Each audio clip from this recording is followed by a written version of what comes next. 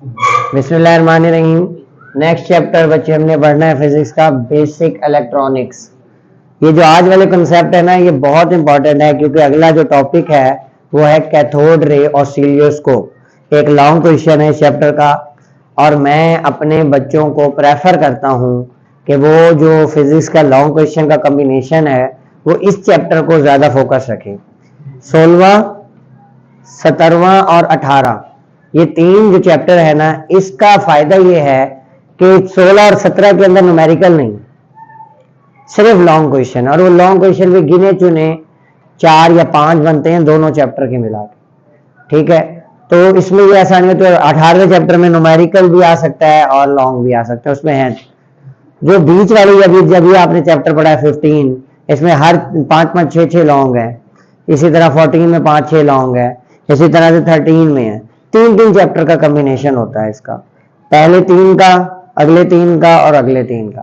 तो ये वाला जो चैप्टर है ये आसान है अगर आपको इसकी बेसिक समझ आने लग गई। इलेक्ट्रॉनिक्स है क्या? इलेक्ट्रॉनिक्स अप्लाइड फिजिक्स की ब्रांच है। फिजिक्स है ना, इस फिजिक्स की बहुत सारी टाइप्स हैं, तो इसमें से अप्लाइड फिजिक्स की एक ब्रांच है जिसमें काम क्या होता है, हम मोशन ऑफ इलेक्ट्रॉन को कंट्रोल करते हैं मुख्तलिफ डिवाइसेस को यूज करके। कौन सी डिवाइस यूज करते हैं, कब करते हैं, किस जगह पर कौन सी डिवाइस यूज करनी है, ये आपका वर्क नहीं है इस लेवल पर। हाँ, जैसे अगर आप इस फिजिक्स की फील्ड में आगे जाएंगे तो बीएससी यानी बीएस करेंगे तो उसके अंदर मौजूद है इसके पूरे कॉन्सेप्ट अप्लाइड फिजिक्स के। तो which deals with control of motion of electron using different devices. मुख्तलिफ डिवाइसेस को इस्तेमाल करते हुए हमने मोशन को कंट्रोल करना है। इलेक्ट्रॉन ना बड़ी स्पीड से निकलते हैं, अब उसको इलेक्ट्रॉन की मूवमेंट को कांस्टेंट करके उसको कंट्रोल करके, क्यों कंट्रोल कर रहे हैं हम? ताकि हम इलेक्ट्रॉन को पढ़ सके। ये सारे काम हम इसलिए कर रहे हैं ताकि हम उसको रीड कर सके कि इलेक्ट्रॉन यहाँ पर क्या मूवमेंट करता है। फिर ये डेफिनेशन शॉर्ट क्वेश्चन है, कब डेफिनेशन लिखनी। अगली डेफिनेशन है थर्मियोनिक इमिशन। इसे इमिशन भी पढ़ते हैं, इमिशन भी पढ़ते हैं, आपका जो दिल चाहे पढ़ें। तो थर्मियोनिक इमिशन के मुताबिक थर्म का मतलब है हीट, इमिशन का मतलब है निकलना। द इमिशन ऑफ इलेक्ट्रॉन, क्योंकि बेसिक इलेक्ट्रॉनिक्स में ये पढ़ रहे हैं तो इलेक्ट्रॉन की इमिशन है from hot metal object. Metal की हॉट ऑब्जेक्ट को, यानी किसी चीज को जब हम हीट करते हैं तो उसमें से एनर्जी रिलीज होती है, सेम द टाइम उसमें से इलेक्ट्रॉन भी रिलीज हो रहे होते हैं जो हमें नजर नहीं आते। हमें कब नजर आएंगे? जब हम उसको प्रॉपर पढ़ने की कोशिश करें। The emission of electron from hot metal object is called thermionic emission. अगर शॉर्ट क्वेश्चन आ जाए व्हाट इज थर्मियोनिक इमिशन, तो ये डेफिनेशन और थर्मियोनिक इमिशन के लिए दो चीजें रिक्वायर्ड है। या तो उसको 6 वोल्ट का पोटेंशियल डिफरेंस दिया जाए, वोल्टेज 6 वोल्ट दी जाए, या उसको मिनिमम 0.3 एम्पियर करंट। ये मिनिमम है, हाई देते रहेंगे ज्यादा इलेक्ट्रॉन निकलते जाएंगे। मिनिमम ये है कि 6 वोल्ट हो या 0.3 एम्पियर, दोनों कंडीशन एक टाइम पर नहीं, कोई एक चाहिए। तो उससे क्या होगा, रिक्वायर्ड होती है इलेक्ट्रॉन इमिशन के लिए। शॉर्ट क्वेश्चन ही आता है, शॉर्ट क्वेश्चन यहां से लेकर यहां तक है। फॉर एग्जाम्पल अगर उसने जैसे बैटरी लॉन्ग दे दिया था, ये लॉन्ग दे दिया, तो फिर हम क्या करें? पहले तो हम सिंपली डेफिनेशन लिख देंगे। डेफिनेशन लिखने के बाद आप इसकी एक्सप्लेनेशन की हेडिंग डालेंगे।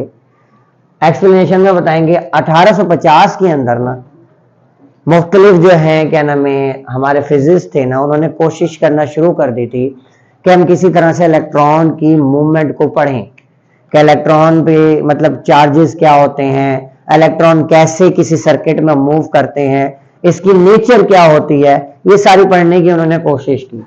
इसके लिए उन्होंने क्या किया, उन्होंने एक वैक्यूम की ट्यूब ली और इस वैक्यूम की ट्यूब ली ताकि वैक्यूम कोई मीडियम ना हो। मीडियम ना होना तो सबसे बड़ा फायदा पता है क्या है?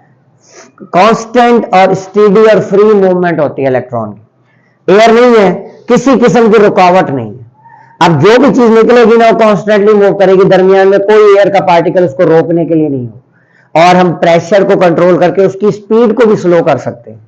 ये जो है ना तरक्की है साइंस में कि हम उसकी प्रेशर को कंट्रोल करके बढ़ाकर जो है ना उसकी स्पीड को कांस्टेंट कर सकते हैं। इतना सॉरी बढ़ा के करो, कम करके इतना लो प्रेशर कर दो 10⁻⁷ तक चले जाओ एटमॉस्फेयर प्रेशर, कि वो बिल्कुल स्लोली मूव करे। उस स्लो मूवमेंट को, यानी ये डिवाइस है ना, एक प्रेशर की डिवाइस हमने यूज की जिसने प्रेशर को कम कर दिया। जो इलेक्ट्रॉनिक्स का बेसिक कंसेप्ट है, यूजिंग डिफरेंट डिवाइसेस। उसमें क्या किया, उसने 2 इलेक्ट्रोड ले लिए, एक पॉजिटिव और एक नेगेटिव। जो पॉजिटिव इलेक्ट्रोड है उसमें पता है आपको पॉजिटिव चार्ज होगा, एनोड होगा। जो नेगेटिव इलेक्ट्रोड है उसे हम कैथोड कहते हैं। उसने देखा कि कैथोड या नेगेटिव इलेक्ट्रोड से कुछ रेज निकलती हैं। ये आपने 9th क्लास में डिस्कवरी ऑफ कैथोड रेज पढ़ी थी, याद आती है?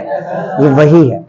तो कैथोड रेज जो निकलती हैं, उन कैथोड रेज को वैक्यूम की वजह से उसने उसकी मोशन को कंट्रोल किया। और उसने एक और काम क्या किया कि जो उसने जब इसको स्टडी किया कि ये जो रेज निकल रही हैं, इन रेज को बाकायदा टारगेट बनाकर निकाल कर, और जब इसको इलेक्ट्रिक फील्ड और मैग्नेटिक फील्ड में ऑब्जर्व किया तो वो साबित हो गई कि ये नेगेटिवली चार्ज हैं। फिर जब मजीद तफसील में गए तो पता चला कि नेगेटिवली चार्ज सिर्फ इलेक्ट्रॉन। 1897 के अंदर जे थॉमसन ने इनको नाम दिया कैथोड रेज को इलेक्ट्रॉन का। वर्क किया था सर विलियम क्रूक ने। सहारा मतलब सहरा ले गया कौन? J Thomson. जैसे आपको मैंने बताया था हेनरी और उसका हेनरी जो है ना वो डिले कर गया अपना वर्क पब्लिश करवाने में, इस वजह से वो रह गया। और उसको फिर दूसरी चीजों में तो नोबेल प्राइज मिला, जैसे म्यूचुअल इंडक्शन और सेल्फ इंडक्शन के प्रोसेस में। Investigating nature of rays. अब मैंने जो रेज निकली हैं, मुझे पता चल गया रेज निकल रही है, अब उनको इन्वेस्टिगेट करना है। इन्वेस्टिगेट करने के लिए उसने क्या किया, उसने इलेक्ट्रॉन गन का सहारा लिया। इलेक्ट्रॉन गन एक बुलेट होती है, गन बुलेट गन होती है जो जिससे बुलेट निकलेगी। इलेक्ट्रॉन गन है, उससे इलेक्ट्रॉन निकलेंगे। तो इलेक्ट्रॉन गन को एज अ सोर्स लिया। इलेक्ट्रॉन गन बेसिकली यहाँ पर क्या थी, वो थी हीटिंग फिलामेंट, हीटेड फिलामेंट, यानी फिलामेंट्स को कॉइल को गर्म किया। जब गर्म किया तो उससे इलेक्ट्रॉन निकले। Electron gun is used for source of electron. Heating filament provide 6 volt potential difference. Potential difference provide किया गया 6 वोल्ट का, किसे? हीटिंग फिलामेंट को, जिससे इलेक्ट्रॉन इमिट्स हुए, यानी थर्मियोनिक इमिशन कंडीशन है 6 वोल्ट। तो 6 वोल्ट हमें जो है जब हमने उसको वो दिया तो उसमें से इलेक्ट्रॉन इमिट हुआ। ये देखिए डायग्राम, ये हीटिंग फिलामेंट, इसको बैटरी से कनेक्ट किया हुआ है, ये पॉजिटिव ये नेगेटिव, ये पॉजिटिव ये नेगेटिव। जब इसको हीट करेंगे, यानी हीट करने के 2 ही तरीके ना, या तो पोटेंशियल वोल्टेज से या फिर करंट से। तो वोल्टेज से मैंने जब इसको हीट किया तो इसमें से इलेक्ट्रॉन इमिट हो। ये अब as a source of anode के, ये कैथोड के तौर पर है, तो यहाँ पर मैंने एनोड ले लिया। एनोड के दरमियान में एक काम किया कि उसमें होल क्यों किया है कि ताकि हमारे उसी होल से सारे इलेक्ट्रॉन को एक साथ हम स्टडी नहीं कर सकते, उस होल से गिने चुने इलेक्ट्रॉन बाहर निकलेंगे। उन इलेक्ट्रॉन को पकड़ना है, पकड़ने के मुख्तलिफ मेथड्स हैं, मुख्तलिफ डिवाइसेज हैं, और उसको अब ये जो इलेक्ट्रॉन निकल रहा है ना, इसको मैं पढ़ सकता हूँ, इनको नहीं पढ़ सकता जो अंदर है। ये इलेक्ट्रॉन निकाल लेंगे। अब इलेक्ट्रॉन निकालने ये काम हो गया, इन्वेस्टिगेशन में स्टार्ट कर लिया हमने कि इलेक्ट्रॉन निकाल लिया। उसके बाद हमने इलेक्ट्रिक फील्ड और मैग्नेटिक फील्ड में इसको ले जाना है। इलेक्ट्रिक फील्ड में आपको पता है इलेक्ट्रिक फील्ड जो है ये बेसिकली 2 प्लेट्स पर मुश्तमिल होती हैं, पॉजिटिव प्लेट और नेगेटिव प्लेट, हॉरिजॉन्टली रखी होती है। अब इसमें से इस इलेक्ट्रॉन को अभी हमें नहीं पता, मैं इलेक्ट्रॉन कह रहा हूं, अभी हमें नहीं पता, हमें पता सिर्फ रेज है। जब मैंने पास किया, फॉर एग्जांपल ये पॉजिटिव प्लेट है और ये नेगेटिव प्लेट हो, जब इसमें से मैंने इसको पास आउट किया तो ये मुड़ गई इसकी तरफ। Opposite charges attract each other, same charges repel.